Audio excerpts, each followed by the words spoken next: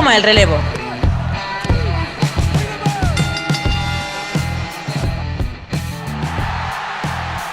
Bienvenidos un día más a Hot Tag, yo soy Santiago Tomás y hoy vamos a hablar de la carrera de uno de los mejores big men que tuvimos a principios de los 2000 en WWE, un hombre que podría haber llegado bastante más arriba de lo que consiguió llegar, pero que ha sido un poco olvidado a pesar de la familia en la que está, que tuvo muchos problemas, que acabó muriendo demasiado joven. Me refiero obviamente a la gran bestia samoana, a Umaga. Recordad que podéis suscribiros, darle a la campanita y seguirnos en Twitter en @HotTagYT. Repito, @HotTagYT. Y es que todo el mundo de nuestra generación, y con nuestra generación me refiero a aquellos que crecimos viendo el wrestling en 4, tenemos el recuerdo de Umaga. Ese monstruo samoano imparable que dominaba a todo el mundo, primero con Estrada a su lado, luego posteriormente en solitario, pero que simplemente destruía a sus oponentes. Esa no es toda su carrera. Es más, cuando hagamos el repaso completo veréis que este punto, que es donde yo le conozco y donde la mayoría de nosotros le conocemos, puede que no sea su punto álgido como tal. Ahora veréis a qué me refiero.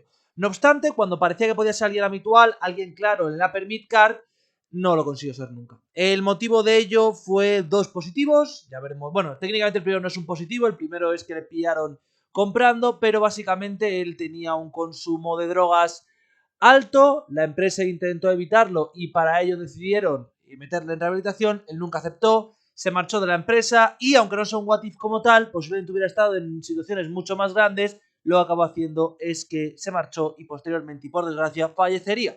Pero vayamos al principio, y es que Edward Smith Fatu nació el 28 de marzo de 1973 y es, obviamente, como todos los luchadores samoanos, salvo Sonny Siaki, parte de la familia Anoa'i.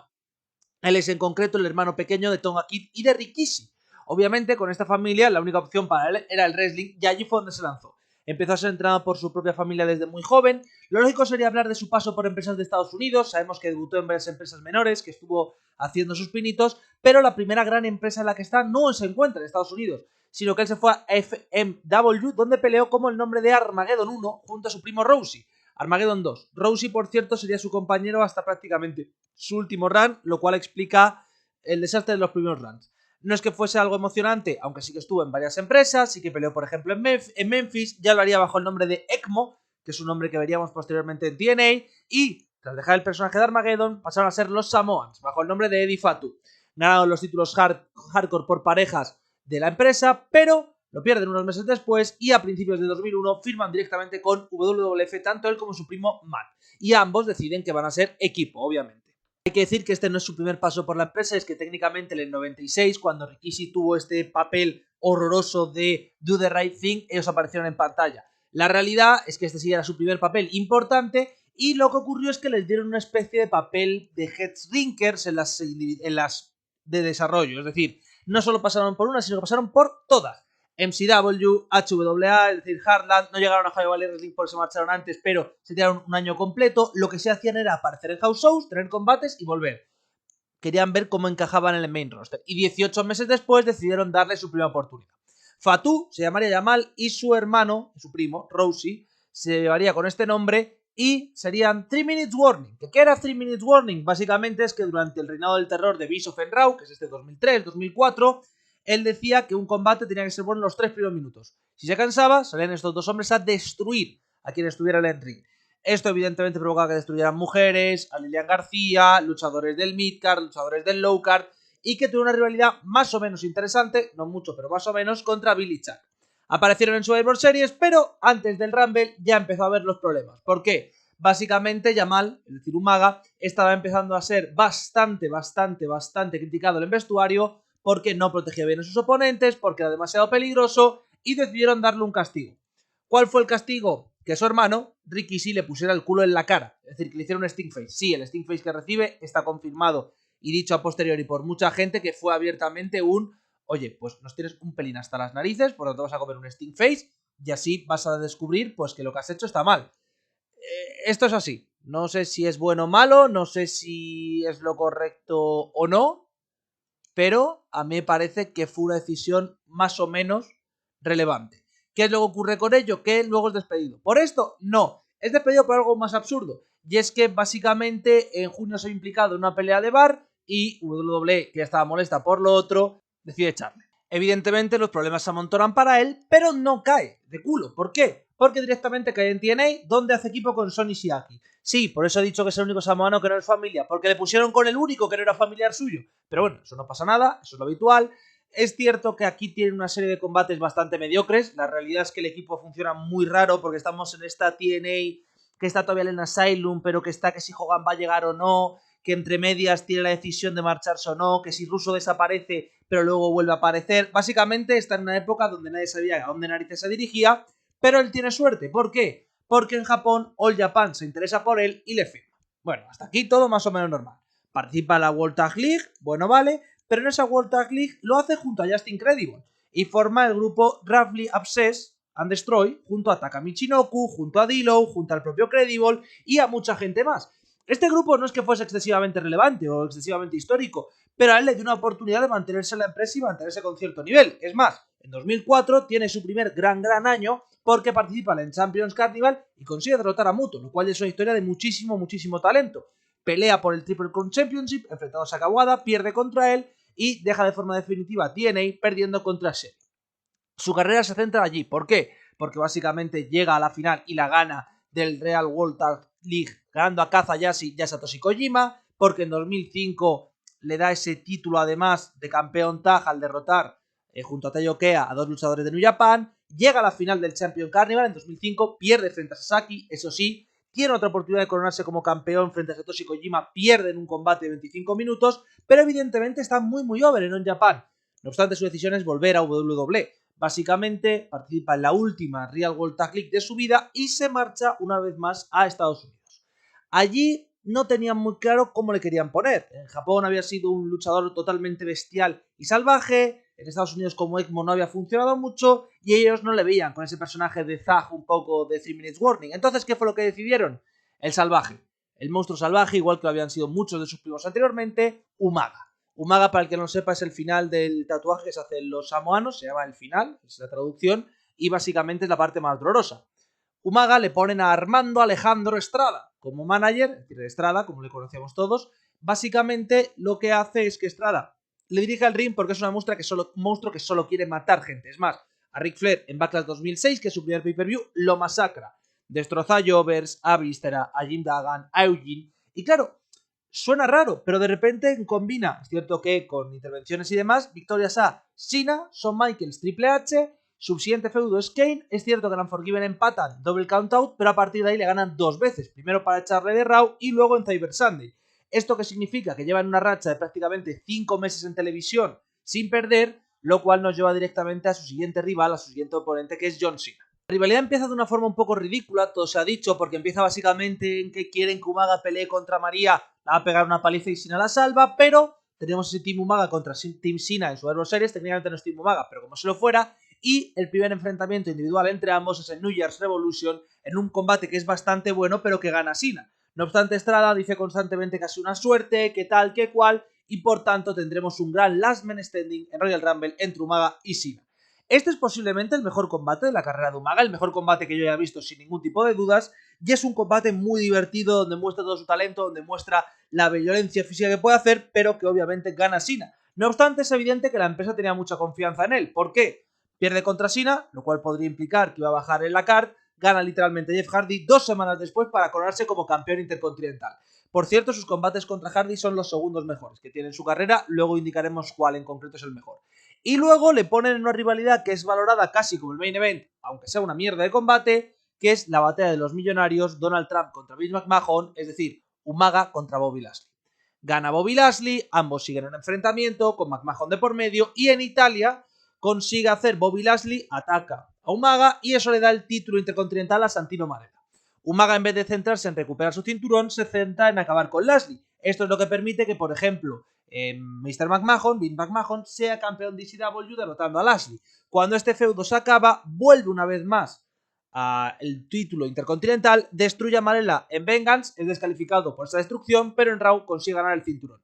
Se vuelve a enfrentar contra Jeff Hardy. ¿Cuál es el tema? Que contra Jeff Hardy tiene un buen par de combates, todavía no son los buenos que son en 2018, pero en 2007, dentro de las investigaciones posteriores del caso Benoit, se demuestra que múltiples luchadores estaban comprando productos de entrenamiento / dopantes a un gimnasio ilegal.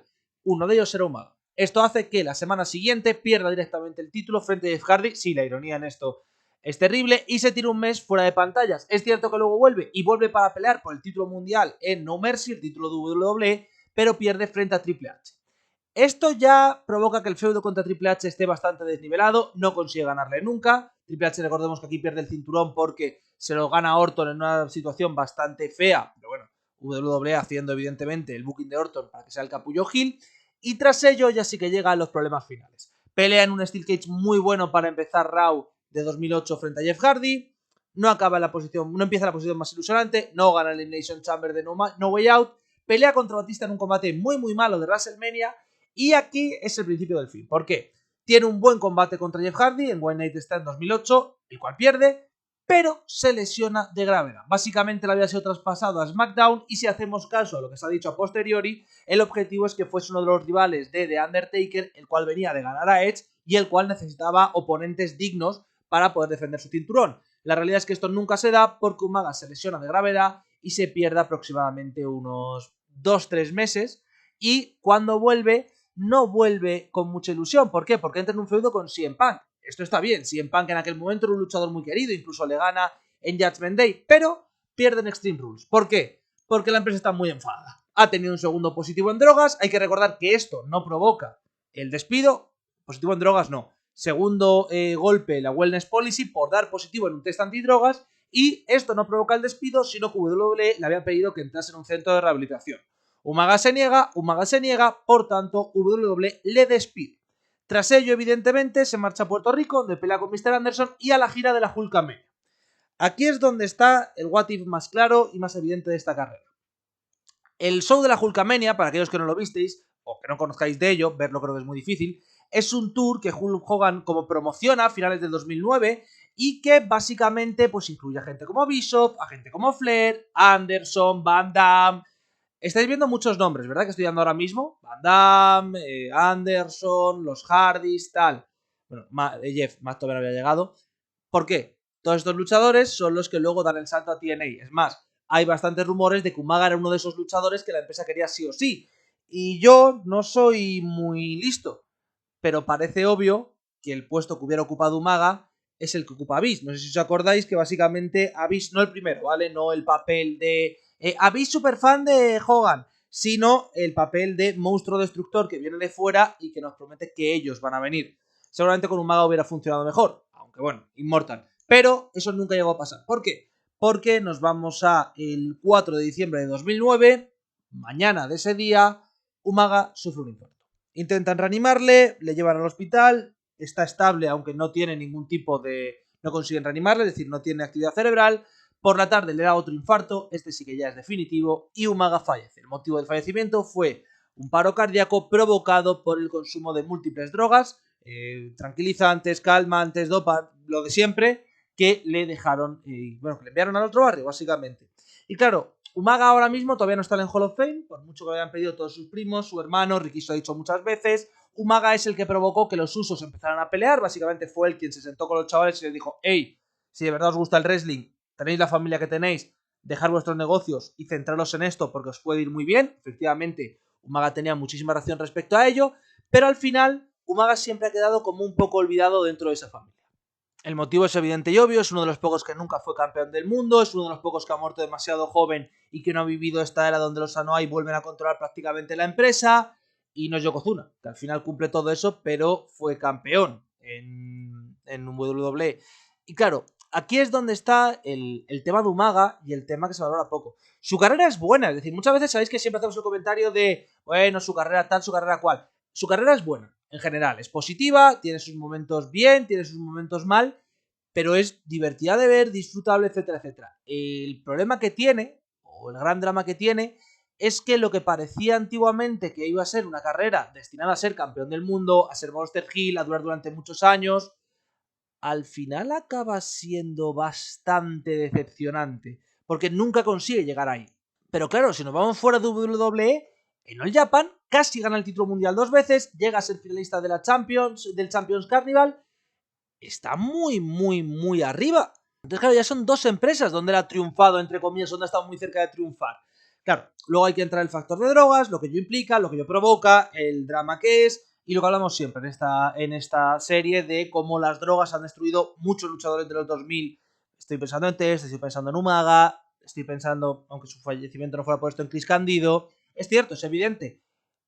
Pero Umaga al final es una de esas historias que tú te quedas pensando y dices, estuvo mucho más cerca de lo que parece. Su rivalidad con Taker le hubiera podido llevar ahí. Que no hubieran decidido el push mortal a Cena, que es ese push de meses y meses ganando a todos los monstruos del planeta. Lo hubieran dejado ahí. Nunca se quedó. Y claro, aquí hay un tema que es lo que hablamos siempre de los títulos no importan, lo que de verdad importa es el tema de cómo valorar las cosas, etcétera, etcétera, y de cómo le valora el público, pero a la hora de la verdad, a la hora en la cual estamos hablando de sí o sí no, ¿Umaga está entre los 15 mejores luchadores de su generación? Pues posiblemente no, y posiblemente no porque no ganó el título mundial. Es decir, si hubiera ganado el título mundial o el Champions Carnival, seguramente todo el mundo lo hubiera puesto como uno de los grandes, el gran Big Man de esa generación, que para mí lo es, todo se ha dicho en WWE, que hubiera funcionado muy bien, etcétera, etcétera. Entonces a mí la sensación que me deja es, podría haber estado más arriba sin ningún tipo de problema si le hubieran dado un título. Que obviamente no le hace falta, tiene que ser un Hall of Fame, para mí me sorprende que no esté, imagino que será un año, pues seguramente que haya alguien muy cargado, estoy pensando, yo qué sé, es que ya están la mayoría metidos, pero que vaya a entrar alguien súper importante y Umaga entre también, es lo lógico, ¿vale? Y es lo habitual porque Umaga se lo ha ganado. Pero claro, a mí la sorpresa y lo que me ocurre constantemente es, si Umaga hubiera sido campeón, no tendríamos ni siquiera este debate. Umaga sería la leyenda. Y lo que me dice es que al final, por mucho que se hable, los títulos cuentan. Y el booking cuenta. ¿Y todo esto para qué? Pues para decir que Umaga al final es una de esas historias donde hay muchos what if en su carrera. Y a su vez es una muy buena carrera, y es una carrera muy disfrutable y era un muy buen luchador. Obviamente no era un luchador que te fuese a dar un masterclass técnico de 15 minutos, porque no era él, pero sí te podía dar buenas host fights, pero sí tiene combates con estipulación en Last Man Standing que es super guay, el False Count Anywhere con Jeff Hardy igual, es más, el False Count Anywhere es cierto que lo lleva mucho Hardy con sus spots, pero funciona muy guay, y que al final es otro más de que los Anoa'i saben luchar. Es decir, ninguno de los Anoa'i a mí me parece excesivamente extraordinario en el ring. Para mí el mejor en el ring es The Rock, y The Rock no es que sea el mejor luchador técnico del mundo, pero sí que tienen ese aura, ese carisma, y es que Umaga era sorprendentemente divertido de ver. Yo sé que muchos no se acuerdan, o cuando ven WWE en la actualidad, no les importa tanto, no lo valoran tanto. Es decir, si tú vas a 2006 a ver Raws, pues posiblemente, estoy pensando cuando lleguemos además Luis y yo en las reviews, no lo valoremos tanto, pero yo me acuerdo que Umaga me asustaba muchísimo cuando era pequeño. Es decir, yo estoy pensando que la era de dominación de Umaga era cuando yo tenía 9, 10, bueno, 8 o 9 años principalmente. Asustaba, y sé que cuando eres más adulto molaba un montón verle porque era súper físico, súper bestia, súper distinto al resto de la card. Y claro, al final, pues queda lo de siempre. Le echan una vez por ser un broncas en el vestuario, lo cual es un problema. Luego tiene una movida con Shawn Michaels en su segunda etapa que le protege Randy Orton. Randy Orton y él se llevaban extremadamente bien. Y toda la sensación que dejó más es que era un buen tipo, un buen luchador y una persona que, por desgracia, como muchos de su época, tomaba demasiadas sustancias para poder estar sin lesiones y eso acabó con su carrera.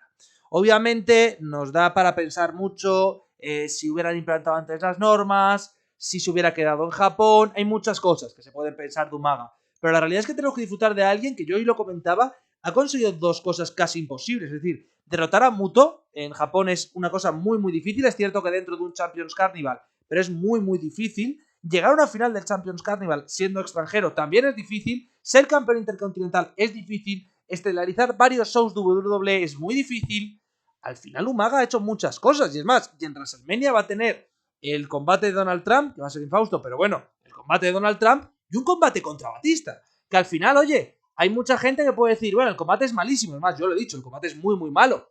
Pero sigue siendo Batista. Que no es que sea un luchador cualquiera que estaba ahí en roster y tal. Es que estaba peleando con Batista en WrestleMania. Entonces a mí una cosa así me parece que es una absoluta locura y me parece que es una no sorpresa, pero sí algo que tendríamos que valorar más al hablar de este luchador. Con esto evidentemente me voy a despedir por el día de hoy. Un cariño muy fuerte a la familia de Umaga, obviamente. Volveremos el viernes con un vídeo de opinión, el domingo con Lucha Underground y como siempre, lunes WWF, martes TNA, miércoles otra vez a Wrestling Live. Yo con esto me despido y hasta la próxima.